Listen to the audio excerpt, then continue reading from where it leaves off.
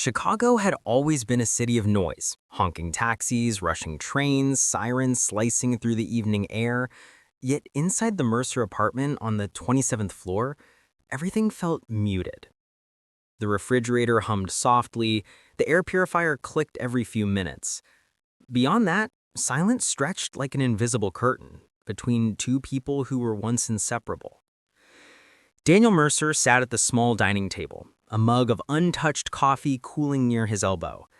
His laptop screen displayed rows of numbers from a financial data set he was supposed to analyze tonight, but his eyes wandered to the kitchen.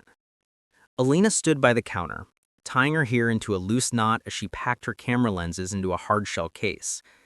She didn't look at him. She hadn't really looked at him for weeks. Her movements were steady, practiced, the muscle memory of a woman who had spent too much time preparing to leave. Adrian wants to shoot near the lake tomorrow morning. We need the early light. Daniel didn't respond. He didn't trust the tone that might come out if he did. She zipped the case shut. I'll probably be back late. There's a post-production meeting afterward. He nodded faintly, a gesture so small it almost wasn't one. For a moment, Elena hesitated, fingers resting on the handle of her camera bag. There was a time she would have walked over, brushed her knuckles along his jaw, and asked him what was wrong. But now she only said, "You'll have dinner without me?" He forced a polite, non-committal smile. "Yeah, work tonight." The lie slid too easily from his tongue. He had no plans to work. He simply didn't want to spend another evening waiting for her to come home smelling of lake wind and someone else's laughter. Elena swallowed, nodded once, and left the room. Daniel leaned back in his chair, exhaling slowly as the door to her studio clicked shut. He rubbed the bridge of his nose, trying to dispel the constant ache behind his eyes. The ache of knowing something was wrong, but not knowing how to say it without sounding paranoid or desperate. Their marriage hadn't always been like this. 6 years ago, Elena was the center of every room, sunlight bottled in human form. Spontaneous, warm, alive. Daniel had been the steady one, the anchor to her unpredictable currents. Together, they balanced each other. But something shifted when her new project began 6 months ago, a high-profile photography collaboration covering urban loneliness and resurrection. The campaign paired her with Adrian Blake, a name that made Daniel's jaw clench every time he heard it.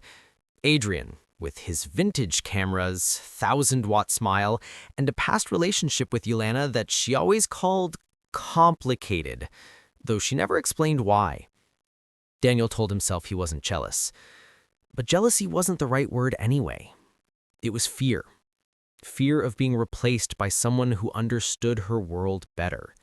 Fear of losing something he wasn't sure how to hold on to anymore. The apartment door opened again. Yelena appeared, trussed in a loose gray sweater, holding her phone. "Did you eat lunch?" she asked quietly. Daniel blinked, confused by the random question. "Yeah, at the office." She nodded, tapping her phone screen. A second later, her voice softened. "Daniel, are you okay?" He froze. There it was, the question she hadn't asked in weeks. But her tone wasn't tender. It wasn't intimate. It was cautious, like she was asking a stranger if he needed help finding the right train platform. "I'm fine," he said. Yelena studied him, but she didn't push further. She never pushed anymore. She had become an expert at slipping away from difficult conversations. Maybe because she feared what they would reveal. Maybe because she already knew. The phone buzzed in her hand. A name lit up the screen before she turned it over. Adrian. Daniel's stomach tightened. Yelena didn't seem bothered. "I should go finish packing," she said softly. "Long day tomorrow." She walked away, leaving behind the faint scent of lavender shampoo, the only trace of intimacy left between them. When her door shut again, Daniel closed his laptop and pressed both palms over his eyes. Something was slipping through his fingers. Something precious. Something he didn't know how to hold on to anymore. He stood and walked to the window. Below him, the city glowed in streaks of red and gold. People moved on sidewalks, oblivious to the way a marriage could crumble quietly, without a single fight, without a dramatic exit, simply by two hearts drifting in opposite directions, without realizing the distance widening beneath their feet. Behind him, Yelena's soft humming drifted through the half-closed studio door. She always hummed when she was nervous, not excited like she claimed. Daniel knew that about her. He'd learned her rhythms like a second language. But someone else was learning them now too. And that thought alone carved a hollow space in his chest that no dataset or deadline could fill. Chicago's winter light had a way of slipping into every room, pale, cold, and honest. It spilled across the Mercer apartment the next morning as Daniel moved through the kitchen barefoot, waiting for the kettle to boil. He didn't sleep much. The space beside him on the bed had felt too large, too untouched, as if Elena had already begun the process of leaving without saying anything. He poured hot water into his mug and glanced at the clock. 6:12 a.m. Elena should have been gone by now for the early shoot, but her camera bag was still sitting by the door, and her footsteps were nowhere to be heard. Daniel frowned and walked toward her studio. The door was slightly open. He knocked gently. "Elena?" Inside, she sat on the floor surrounded by scattered prints, test shots, lighting studies, candid frames of city life, most of them brilliant, all of them infused with the emotional sharpness she was known for. But she wasn't focused on the prints. Her phone was in her hand, her thumb hovering over the screen. She looked conflicted. She startled when she noticed him. "You're up early." "So are you," he replied softly. She hesitated. Adrian canceled, something about equipment issues. Her voice was steady, but her eyes weren't. Daniel nodded. "I see." But he didn't see. Not really. He only saw the tension in her shoulders, the way she tucked a loose strand of hair behind her ear, a nervous tic. Something about the canceled shoot unsettled her. Or maybe it unsettled him, because whenever Adrian's name entered the room, the air changed. She rose to her feet, grabbing her sweater from the chair. "I'll go get coffee. Need anything?" "I'm good," Daniel said. Before he could say more, she slipped past him, leaving behind the faint cold of winter trapped in the fabric of her clothes. Daniel exhaled slowly and scanned the photos on the floor. One in particular made his breath catch. It was a candid shot of Elena taken by someone else, likely Adrian. She wasn't posing. She was laughing, her head tilted back slightly, sunlight resting on her lashes. It was a look Daniel hadn't seen directed at him in a long time. He crouched down, staring at the picture. Elena in her purest state, unguarded, warm, alive. Who was she giving that version of herself to now? When Elena returned, the apartment filled with the aroma of fresh espresso and cinnamon pastries. She set a to-go cup near the counter, but she still had the pastries firing our alarm sensors before she could say anything. She checked it instantly, almost instinctively. Daniel tried not to look at the screen, but he caught a glimpse anyway. "Adrian, wish you were here. The light is perfect today." Elena's lips parted slightly. A tiny flicker of guilt or longing crossed her expression before she locked the phone and set it face down. "You didn't have to get me anything," Daniel said, his voice quieter than he intended. "I wanted to. You've been distant lately." The irony almost made him choke. "Just work," he murmured. They stood there, a few feet apart, drinking coffee from matching cups. Two people who once couldn't go a day without touching, now struggling to speak without breaking something fragile between them. Elena looked at him then, really looked. "Daniel, did I do something?" His chest tightened. There it was again, the question he dreaded because it came too late. "No, it's nothing." She held his gaze for a beat longer, searching for something he wasn't ready to offer, then exhaled and let it go. Around noon, Daniel stepped out to clear his head. He walked along Michigan Avenue, passing people hurrying through the cold, bundled in heavy coats and thick scarves. He envied them, their purpose, their direction. He felt like he'd been standing in the same emotional doorway for months, unable to move forward or backward. When he eventually returned home, Elena was on a video call in the living room. He paused before entering, hearing her voice soften in a way that tightened every muscle in his body. "No, I get it. You always knew how to push me. You still do." Daniel's hands curled into fists. Her laugh, low and breathy, followed. Then she added, "No, Daniel doesn't know. I haven't told him." His heart dropped. Elena turned slightly and saw him standing there. Her eyes widened. She ended the call so fast it felt like the world blinked. "That wasn't," she began, stepping toward him. "Adrian?" Daniel asked, his voice dangerously calm. She swallowed. "It's for the project. He pushes me to be better. He challenges me." "Challenges," Daniel repeated, as if trying out the taste of the word. "Is that what we call it now?" Elena winced. "Daniel, please don't do this. You're reading too much into what you just said. That I don't know something? That you haven't told me?" She opened her mouth, then closed it, then stepped back, arms wrapping around herself. "I meant the creative process. You don't understand that world. You never have." Daniel felt the blow more sharply than she intended. "Right. I don't understand." The room felt colder now, like Chicago's winter had slipped inside with him. That night, Elena fell asleep facing the wall.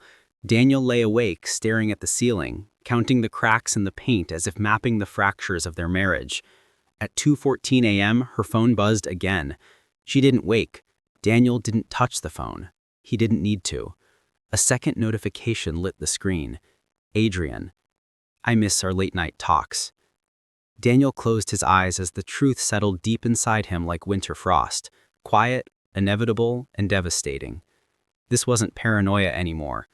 This was the beginning of something breaking, something he wasn't sure could be repaired.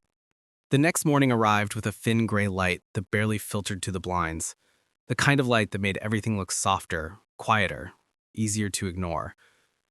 But Daniel couldn't ignore anything anymore. Not after the messages last night. Not after hearing Elena whisper secrets to someone who wasn't him.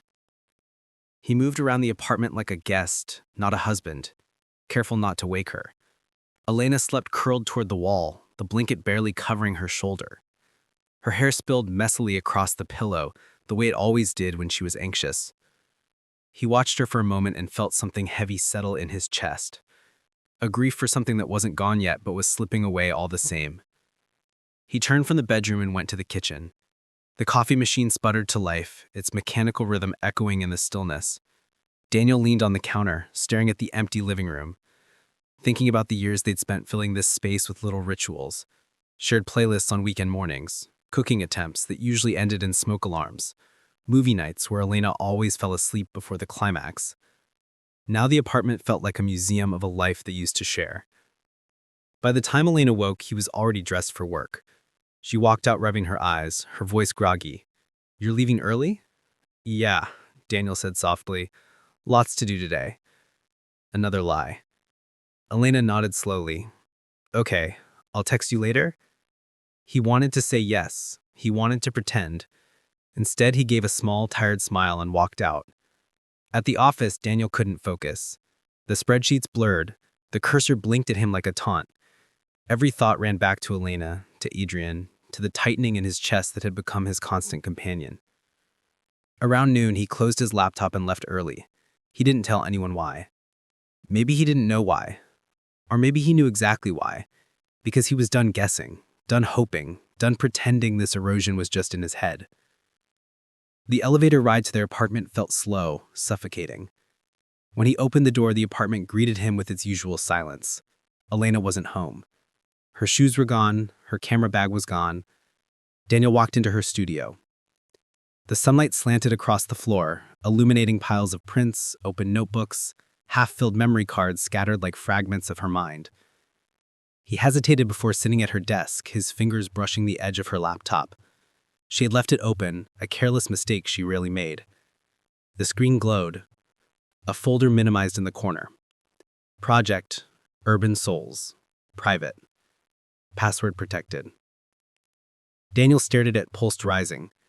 There had been thousands of moments in their marriage when he respected her privacy. Even when he felt insecure, even when he had doubts, he had never crossed that line. But today felt like standing on the edge of a cliff, the wind cold and insistent at his back. He clicked. The system asked for a password. He typed her usual one, Elena's World. Rejected. He tried Harper 97, her college password. Rejected again. His hands trembled as he tried one last instinct. Blake photo. The screen unlocked. Daniel exhaled shakily, part horror, part confirmation. The folder opened into dozens of subfolders. Raw files, edited reels, voice notes, written reflections, normal project materials. But one folder stood out. Conversations A and E. He clicked. The first file was an audio note. He hovered over it, then pressed play. Elena's voice filled the room. Soft, intimate, almost confessional. I don't know what's happening anymore. Daniel feels so far away. Sometimes I feel like I'm disappearing in that apartment, and you're the only one who sees me. Daniel froze. Her breathing was uneven in the recording. I know I shouldn't tell you these things, but you get me. You always did. Maybe it's wrong, but talking to you feels like coming up for air. Another voice came in, Adrian's, smooth, confident. You don't owe him your whole heart, Elena, not if he isn't holding it anymore.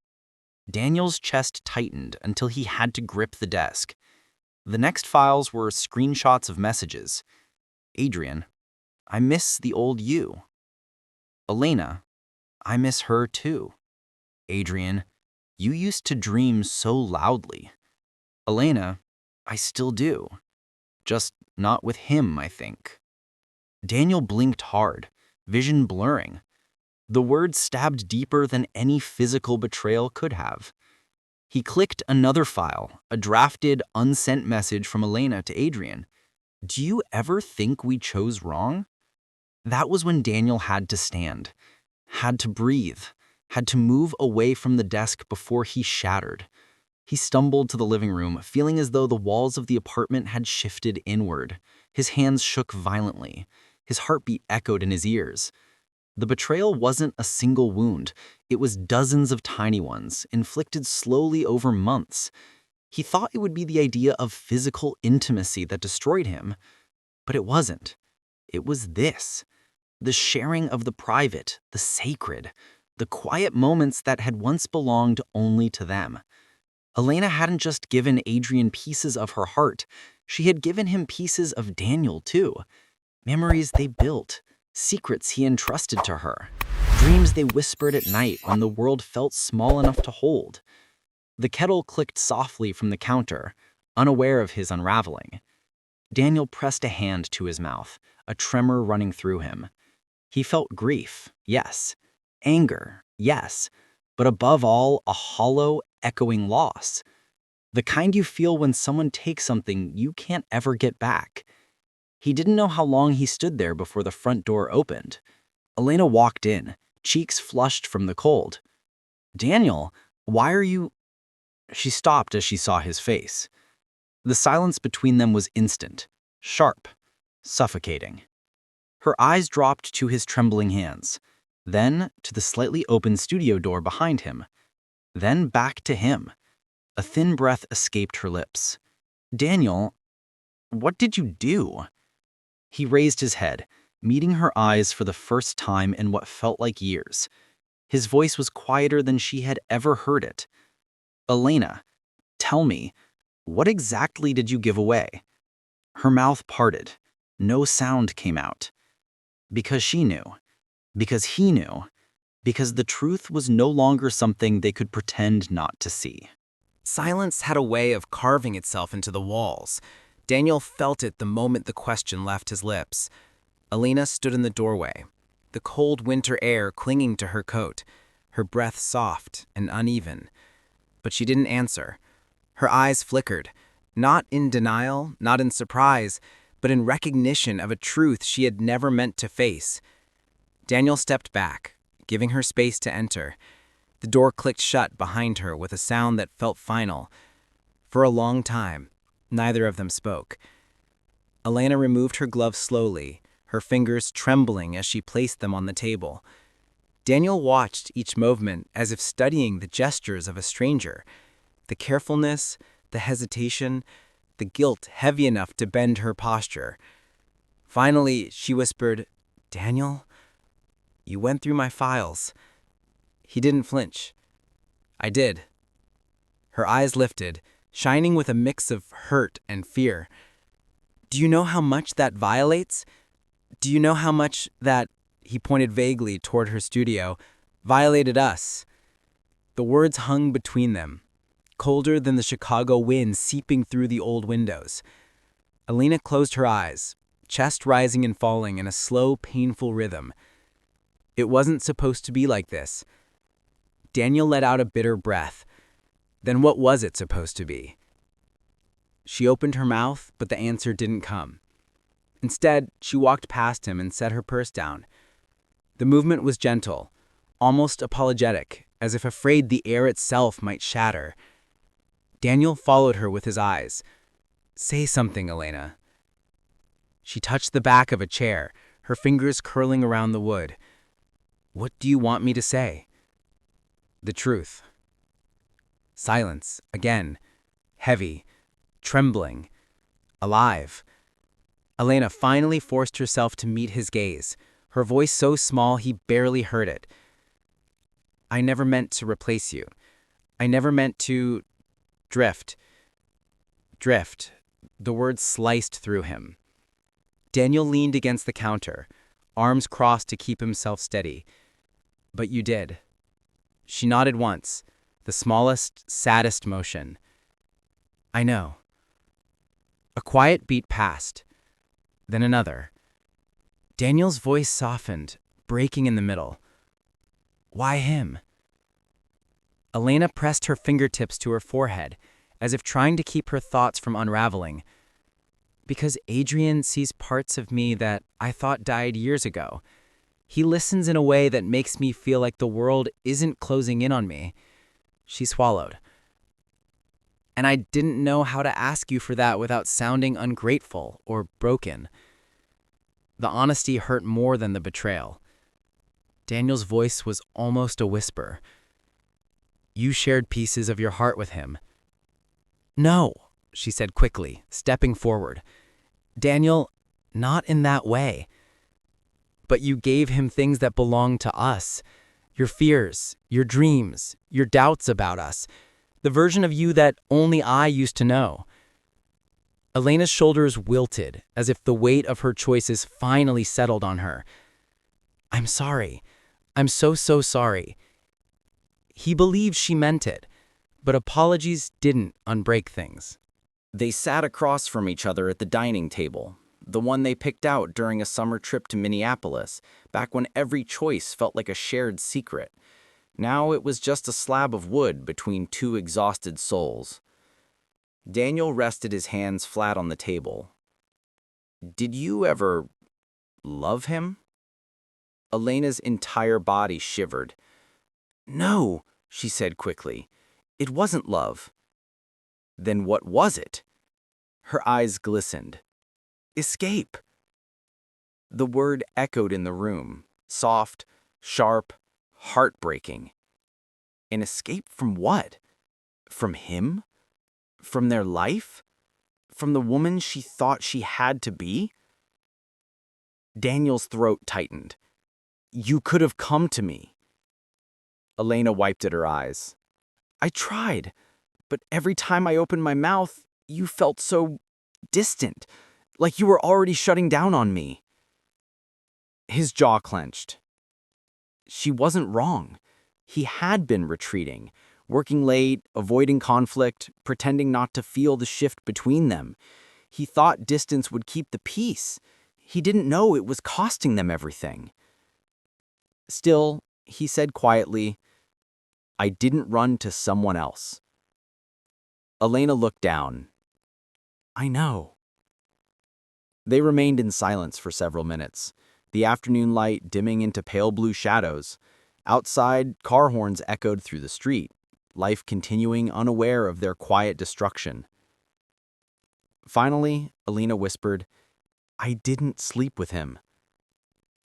Daniel closed his eyes, not because he doubted the words, but because he realized how deeply he wished they could heal something more tangible than emotional betrayal. "I know," he murmured.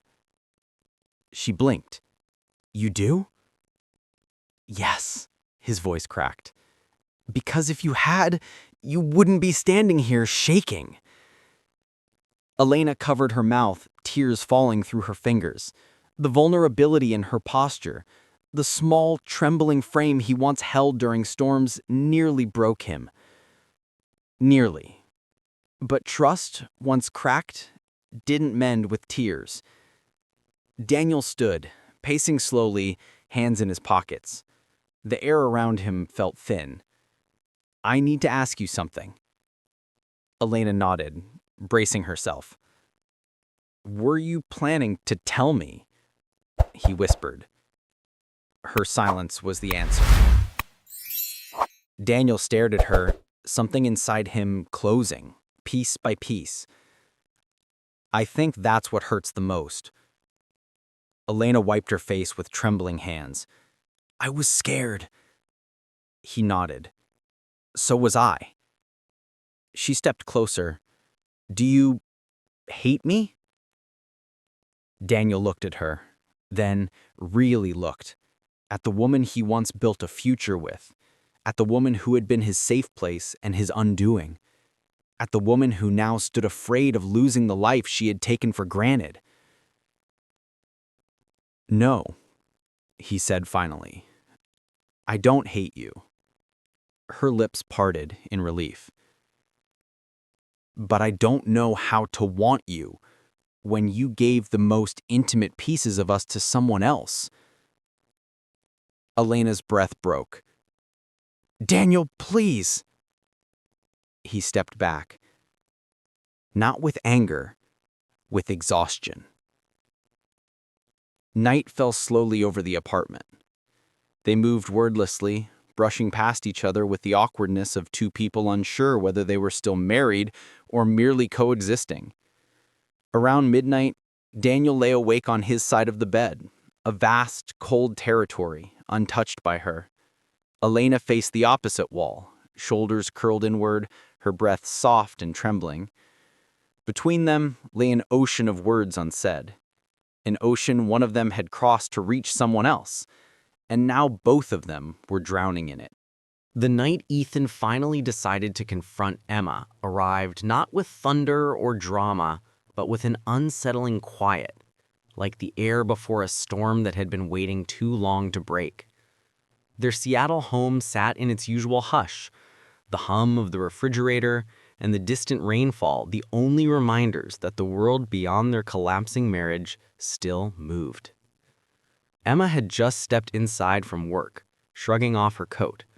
She seemed tired, not just physically, but in the way someone looks when they're carrying a truth they can no longer hide behind. She paused when she saw Ethan sitting at the dining table, not in the living room like he usually did. He wasn't scrolling through his phone. He wasn't pretending to read. He was waiting. "Ethan?" she asked cautiously. He nodded toward the chair across from him. "Sit down." Something in his tone, not cold, not angry, but unbearably steady, made her breath falter. She set her bag down, her hands trembling slightly as she pulled out the chair. The distance between them felt wider than the whole house. For a moment, neither spoke. Ethan watched her.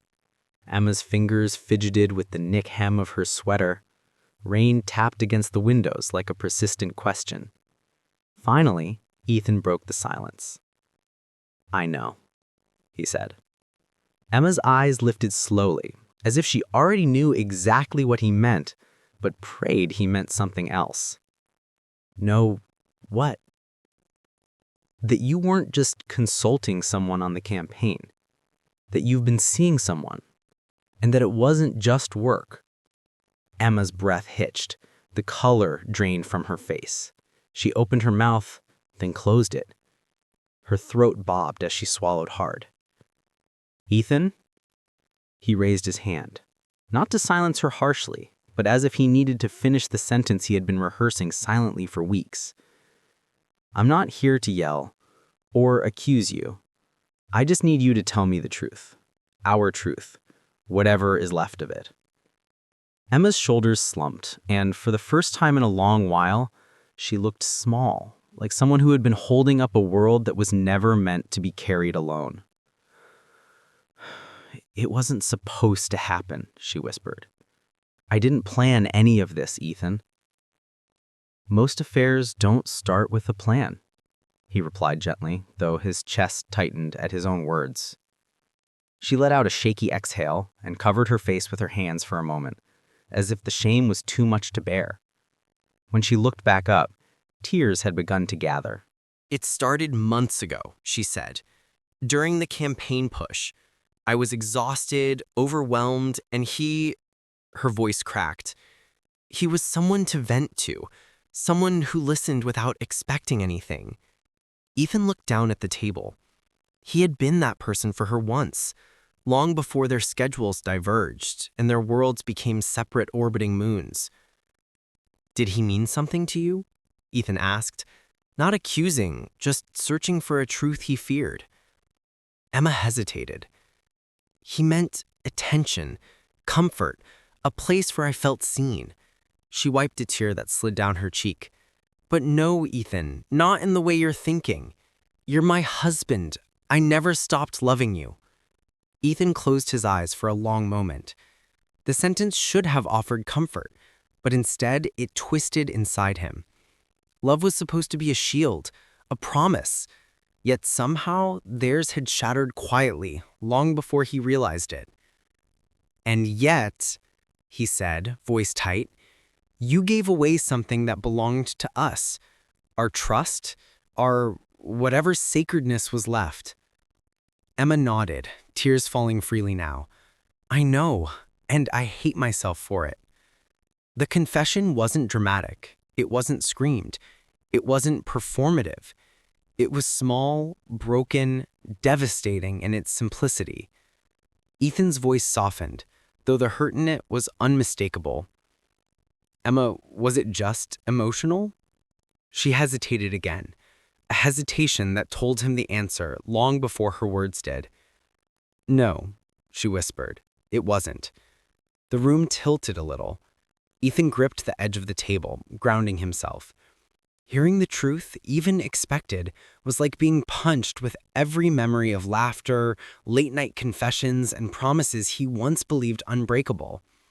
He inhaled shakily. "How long?" "3 times," she said quickly, as if the number might save her. "Over the span of 6 months, and every time I regretted it. Every time I told myself it would be the last." Regret, he thought bitterly, was such a fragile bandage for such a deep wound. He leaned back, staring at her not with the woman who betrayed him, not as the youth they once shared, but as the person sitting before him now. Flawed, scared, guilty, human. "Emma, why didn't you talk to me?" he asked softly. "Before all this, before it got here." "Because I was scared. I was scared we weren't us anymore, that you were slipping away too. And instead of facing it, I reached for the first lifeline that felt easy." Ethan looked at her for a long moment. "You didn't lose me," he whispered. "Not until now." Those words shattered something in her. She buried her face in her hands, shoulders shaking with sobs. Ethan didn't reach across the table, not because he didn't care, but because something sacred between them had been cracked. An instinct told him they needed the distance for the truth to settle. When Emma finally looked up again, her voice was broken. Do you hate me?" Ethan shook his head slowly. "No, hate would be easier." Emma's breath trembled. "Can we fix it?" she whispered, desperation creeping into her tone. Ethan looked at her, not as the woman who betrayed him, not as the youth they once shared, but as the person sitting before him now, flawed, scared, guilty, human. "I don't know yet," he said honestly. But this, tonight, was the first step. Outside, the rain continued to fall, steady and relentless, like a truth washing everything raw. Inside, two people sat across from each other, not healed, not mended, but finally facing the wreckage together. For the first time in months, the silence between them wasn't avoidance. It was acknowledgement. The days after the confrontation unfolded like a slow, painful peeling of old paint, revealing all the cracks underneath that neither Ethan nor Emma had dared to acknowledge. Nothing explosive happened, no shouting, no dramatic exits, just a quiet dismantling of the life they had built, piece by piece, moment by moment. Ethan woke earlier than usual the next morning, long before the alarm. Sleep had hovered just out of reach all night, slipping through his fingers each time he thought exhaustion might finally force him into rest. When he sat up, the Seattle sky was still dark, washed in the faint pre-dawn blue that made everything look colder. He looked to the other side of the bed. Emma was curled tightly, facing away, shoulders rising and falling in shallow breaths, as if even in sleep she was bracing for impact. He slipped out of bed silently. Downstairs, he made coffee not because he wanted it, but because he needed something to do with his hands. The routine movements, scooping grounds, filling water, pressing the start button, felt mechanical, disconnected from the turbulence inside him. As the machine hummed, he leaned on the counter and tried to breathe. He didn't hate her. That much he knew. But everything between them now felt destabilized, as if every word, every gesture needed to be weighed against the truth that sat between them like a fault line. When Emma came down an hour later, she paused at the bottom of the stairs. She looked at him the way someone looks into a room after a fire, checking what remained. "Morning," she said softly. Ethan nodded, but the word felt clumsy in his throat. "Morning." She reached for a mug. Her hands were trembling again. They drank coffee at the same table where, just hours earlier, she had confessed everything. The silence between them was different today, heavy, fragile, as though even a single misplaced sentence might fracture the ground they were standing on. "I took the day off," Emma finally said, wrapping her fingers around the mug. Ethan looked up. "You didn't have to." "I did," she whispered. "Everything's too much right now." He didn't disagree. She watched him for a moment, eyes gentle but filled with fear. "Are you going to leave for a few days?" The question was honest, not manipulative. She was asking because she needed to prepare for whatever shape the unraveling might take. "I don't know," Ethan admitted. "I don't want to make decisions when my head is this crowded." Emma nodded. For a moment, she looked like she might break again. Throughout the next week, the unraveling continued, not through dramatic arguments, but through the subtle ways routine no longer fit. Ethan stayed at work longer than necessary. He wasn't avoiding her, not consciously, but staying at the office helped him breathe. His coworkers seemed oblivious to the storm inside him. Meetings, emails, deadlines, they kept him afloat, gave him structure when everything else felt unsteady. On the nights he did come home early, Emma made dinner, but the ease they once had, the casual laughter, the shared glances, was gone. Every interaction felt careful, measured, as though they were both afraid of breaking something already precarious. Some nights Emma tried to start small conversations. "How was work?" "Fine." "Did you eat lunch?" "Yeah." The short answers weren't punishment. Ethan simply didn't have more in him to give. He was exhausted by the weight of thinking, remembering, reevaluating every moment of the last few years with her. He noticed her flinch each time his voice was neutral instead of warm. She tried harder on the second week, cleaning more often, cooking meals she knew he liked, leaving him space but hovering quietly nearby as if hoping physical proximity might stitch something back together. But affection couldn't simply be offered like a bandage. Trust wasn't a faucet that could be turned back on. Once, he walked into the living room and saw her sitting on the couch, clutching her phone tightly, staring at the lock screen. He didn't need to ask. He knew she had blocked the other man. She had shown him the messages weeks ago, but trust wasn't rebuilt by deleting a contact. The betrayal had already been lived, breathed, chosen. Emma looked up when she sensed him in the doorway. "Do you want to talk?" she asked, voice hesitating on the edge of hope. Ethan shook his head gently. I can't. Not yet." She nodded, biting the inside of her cheek to keep from crying. The unraveling reached its slow crest one Thursday evening, 15 days after the confrontation. Ethan returned home to find dinner untouched on the table and Emma sitting by the window, knees pulled to her chest. The rain outside hit the glass in quick, rhythmic taps. She looked up as he entered, and her eyes were red, not freshly crying, but the kind of red that suggested she had run out of tears hours ago. "Ethan," she said softly. He stood near the doorway, unsure how close he should let himself get. She exhaled shakily. "I feel like you're disappearing." The words struck him, not because they were wrong, but because they were true. "I don't mean to. I'm trying to figure out how to breathe again." Emma nodded, lips trembling. "I know, and I'm not asking for forgiveness right now. I'm not even asking you to stay.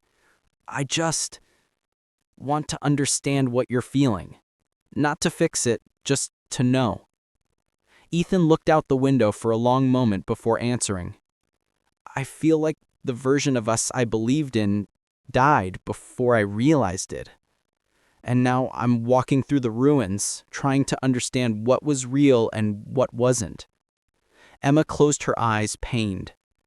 "And every time I look at you, I see both the person I love and the person who hurt me.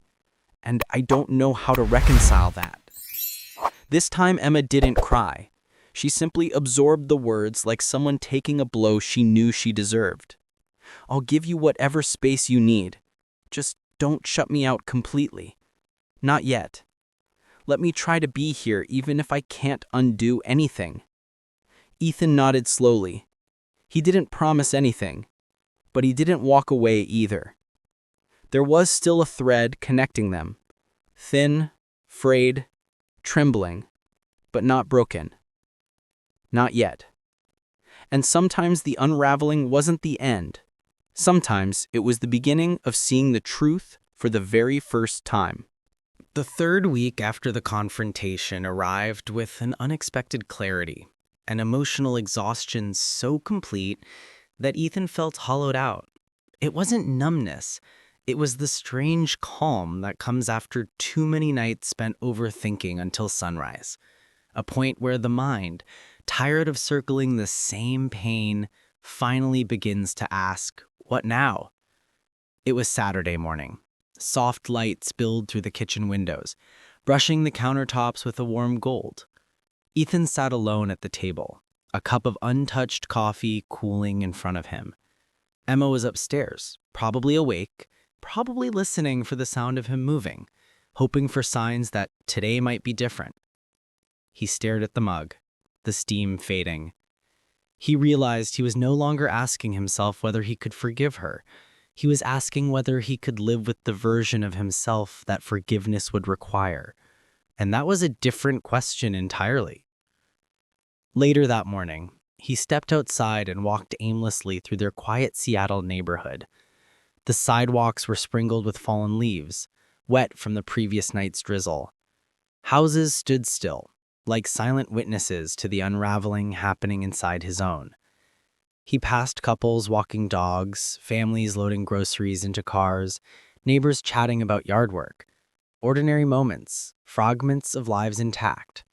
For a brief, unsettling second, Ethan wondered if their home looked as normal from the outside, if anyone would guess how fragile everything inside it had become.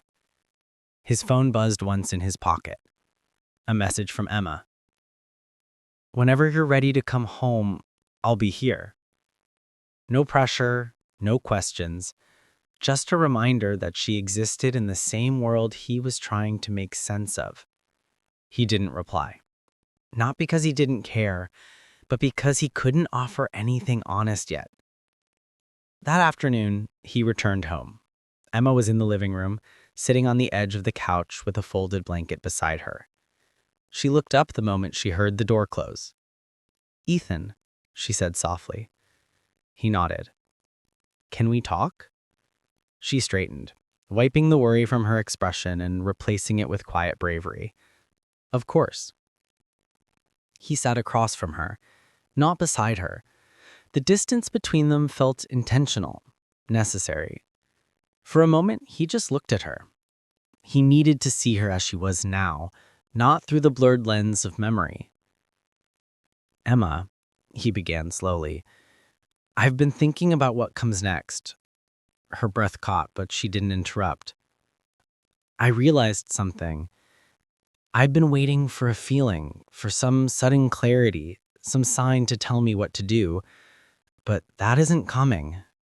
He exhaled.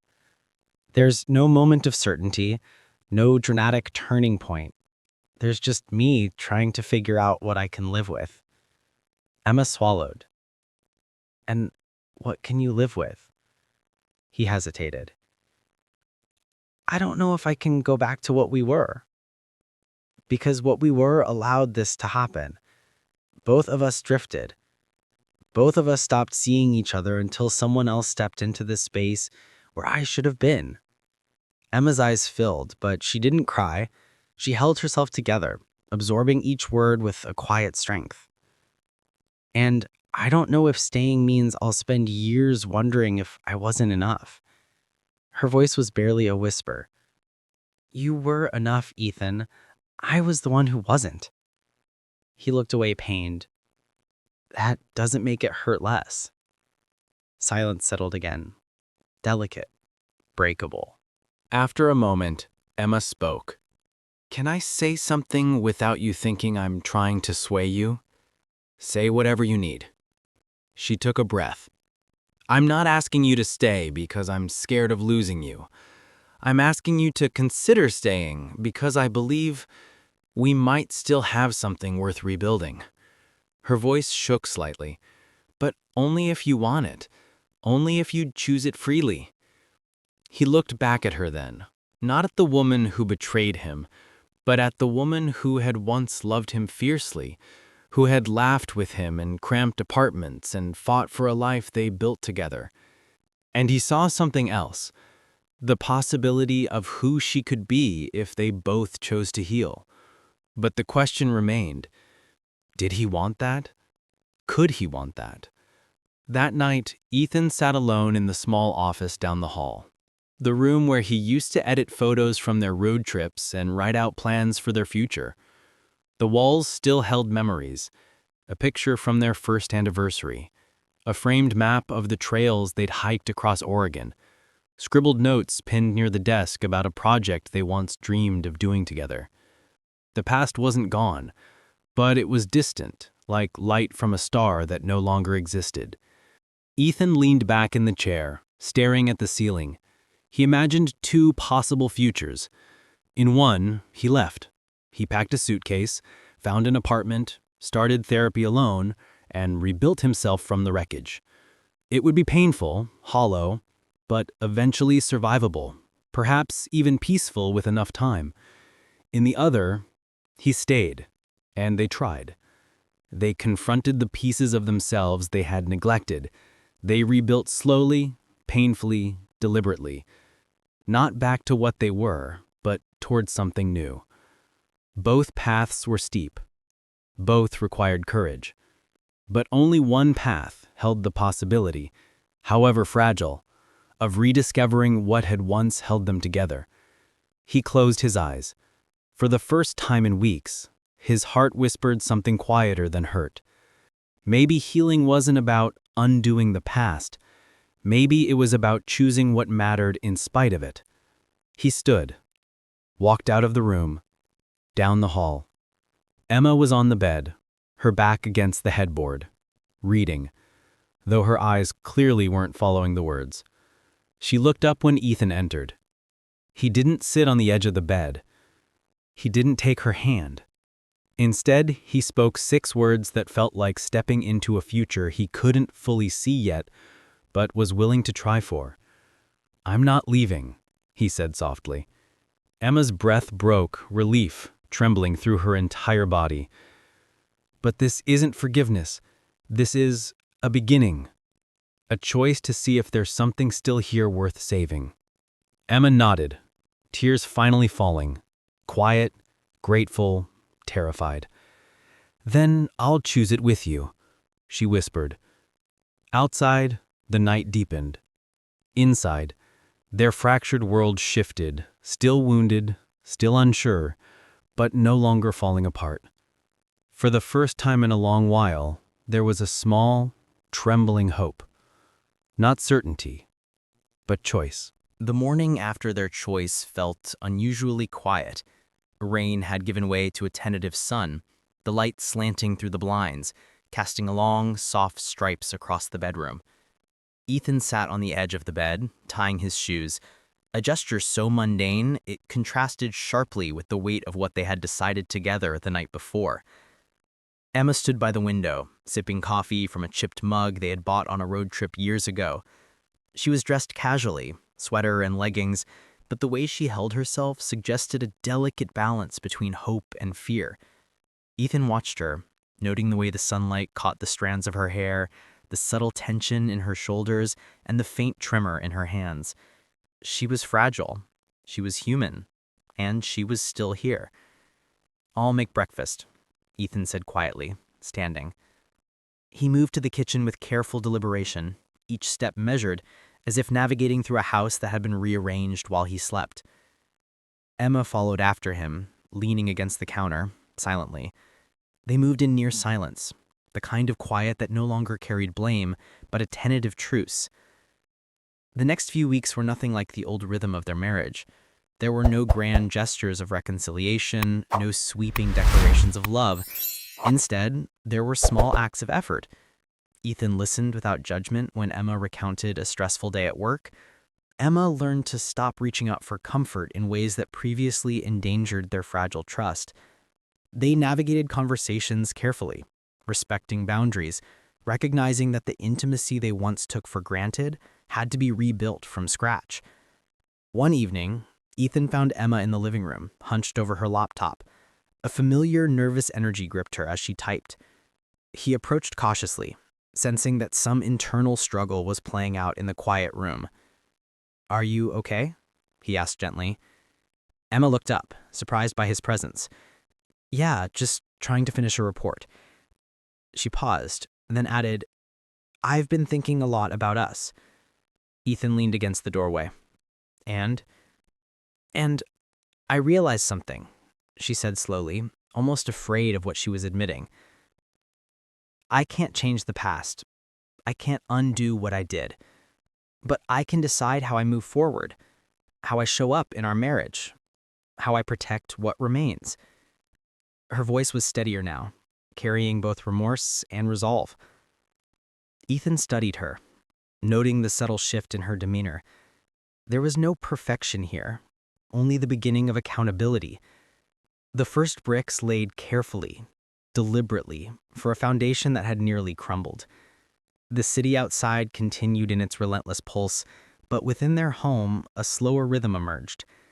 They talked about small things: errands, groceries, work, the weather, anything that allowed them to reconnect without the suffocating weight of their prior mistakes. At night, they learned to share space again without forcing intimacy. Sometimes they even laughed, though the laughter was lighter, cautious, as if testing whether their hearts remembered the sound. Ethan noticed that what remained between them was not the love they had once assumed invincible, but something quieter: respect, acknowledgement, and a fragile thread of trust that had survived the unraveling. They were learning to live with the scars, not hiding them, not ignoring them, but seeing them as markers of survival rather than defeat. One afternoon, they walked through a nearby park, the crisp air hinting at the approach of winter. Leaves crunched beneath their feet, amber and gold, slipping and shifting like the past they carried. Emma reached for Ethan's hand. Not forcefully, not expectantly, just lightly. He hesitated for a heartbeat, then clasped it gently. Neither spoke, but in that touch was a promise. They were still here. They were still present. They were still trying. Ethan returned home one evening to find Emma on the couch, sketching.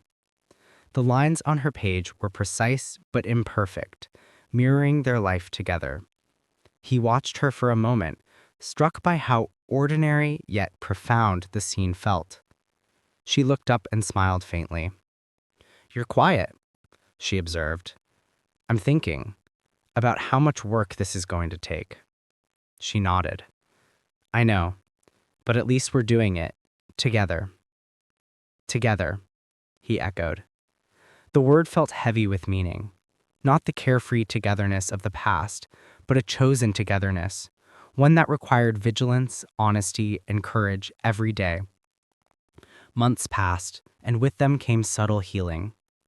Arguments still erupted, naturally, but they were smaller, shorter, more manageable. They began to rebuild rituals. Coffee on weekend mornings, walks after dinner, occasional late-night talks that lasted until exhaustion overtook them. Trust returned incrementally, often invisible, often almost imperceptible, but undeniably present. One rainy evening, Ethan found a note Emma had left on his pillow. "I won't forget. I won't stop trying." He picked it up, reading it over and over, tracing the words with his finger. The note carried no guarantees, no promises of perfection, only acknowledgement, responsibility, and a commitment to effort. He set it down carefully and closed his eyes. What remained was not pristine. It was not untouched by pain, but it was theirs, fragile yet undeniable.